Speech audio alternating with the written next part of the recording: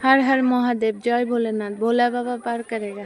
तो बंधुरा देखो तीननाथ मंदिरे जाওয়ার পর কিন্তু সবাই যার যেমনি নদীতে নেমে ডুব দিয়ে লাইতেছে। তো আমার হাজবেন্ডও কিন্তু নদীর মধ্যে নেমে গেছে, এবার ডুব দিয়ে জল ভরাই নিব।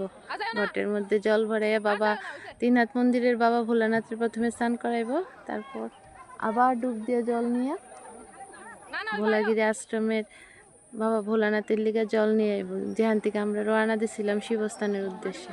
তো এই দেখো বন্ধুরা ডুব দিয়ে কিন্তু জল ভরে লাইছে ঘটের মধ্যে। আর আমি উপরে দাঁড়ায় রয়েছি, কারণ হাজবেন্ড উঠাইলে আমি নাম নদীতে ব্যাগটা আসছিল তো তার লেগা। এই দেখো উঠা যেতেছে পারে, আর উঠা কিন্তু নদীর কিনারতে কিন্তু মাটি নিয়ে নিতে হইব, কারণ মাটি দিয়ে ভালো করে ঘটের মুখটা আটকাইতে হইব, জল যাতে না পড়ে এমন ভাবে আটকাইতে হইব।